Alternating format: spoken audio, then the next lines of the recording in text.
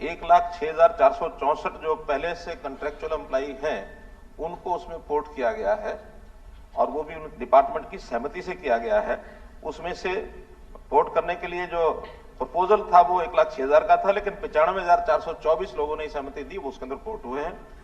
इसी प्रकार जो नए लोग जिनकी डिमांड डिपार्टमेंट से आती है और जो अनुभवी लोग हैं पहले से, जो हमारे पास जिसका डाटा है कि अनुभवी लोग हैं, किसी कारण से पहले कॉन्ट्रेक्चुअल थे, वो छूट गई, बाद में फिर उन्होंने उसको अप्लाई किया, तो उनमें 6,736 लोगों की जो दोबारा से डिमांड आई है, जिसमें से 4,380 बल्कि जो डिमांड आई है वो सिलेक्ट करके उनको हमने ऑफर लेटर दिए हैं।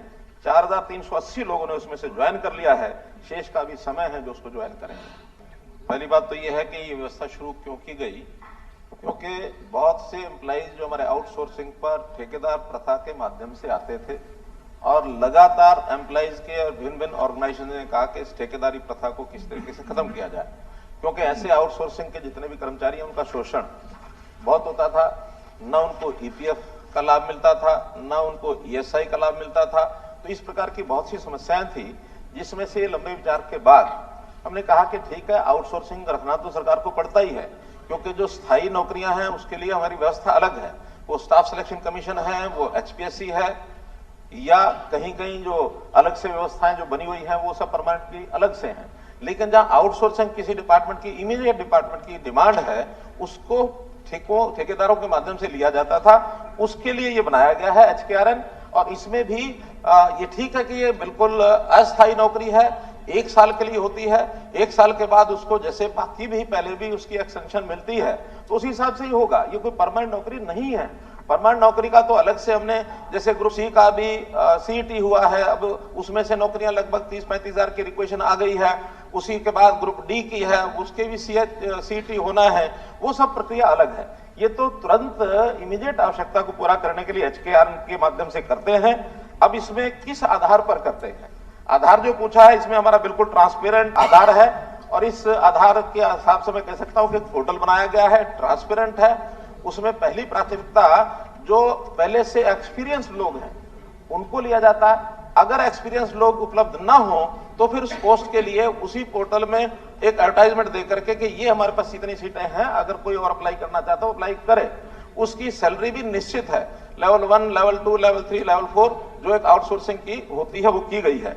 और इसमें भी बिल्कुल एक रैंकिंग के हिसाब से जो मेरिट लिस्ट उसकी बनी हुई है, उसमें सबको पता होता है मेरिट लिस्ट क्या है। इसके अंदर बिल्कुल मार्क्स दिए जाते हैं कि उस परिवार की वार्षिक आय ये कितनी है। कम आय है उसको प्राथमिकता दी जाती है, क्योंकि ये वेलफेयर स्कीम के माध्यम से हम चाहते हैं जिसके घर में मानो नौकरी नहीं है, गरीब है, उसको कम से कम आउटसोर्सिंग का अवसर मिल जाए। दूसरा, उस उम्मीदवार की आयु भी जो एक मध्यम आयु काम करने की लगभग 30-35 साल है, उसको ज्यादा वेटेज दी जाती है, क्योंकि उसकी उम्र ऐसे निकल रही है, उसको कम से कम इस स्टेज पर भी कोई और काम नहीं मिला है और वो इस नौकरी पर आना चाहता है तो उसको ज्यादा दी जाती है। कौशल योग्यता उसकी कितनी है, यानी उसकी क्वालिफिकेशन क्या है। फिर उसने सीईटी का एग्जाम पास किया है, उसके अलग से 10 मार्क्स है। फिर उसकी सामाजिक आर्थिक मापदंड, जैसे हम 5 नंबर देते हैं कि जिसके घर में एक भी नौकरी नहीं है, या और जो हमने 5 नंबर अलग से रखे वो उसको देते हैं। ईज ऑफ डिप्लॉयमेंट, यानी जो लोकलाइज्ड व्यक्ति होगा उसको मार्क्स अलग दिए जाएंगे। अभी तो जिले में हम सेम जिले में नौकरी मिलेगी, उसको 10 नंबर अलग मिलेंगे। अगर वो जिले से बाहर नौकरी लेना चाहता तो उसको 10 नंबर नहीं मिलेंगे। जहां तक ट्रांसपेरेंसी का विषय है, बिल्कुल मार्किंग तय होती है, उनको उनके मार्क्स बता दिए जाते हैं कि इतने मार्क्स तक जो है रैंकिंग तक इनको नौकरी दी गई है। इनमें से कोई ज्वाइन नहीं करने आएगा तो दोबारा से जो उसके नीचे वाले लोग होते हैं उनको उनकी ऑफर ली जाती है। जो ऑफर एक्सेप्ट करता है वो उसमें आता है, जो एक्सेप्ट नहीं करता तो 15 दिन में उसका नाम, उसकी ऑफर भी समाप्त कर दी जाती है, नए व्यक्ति को भेजा जाता है।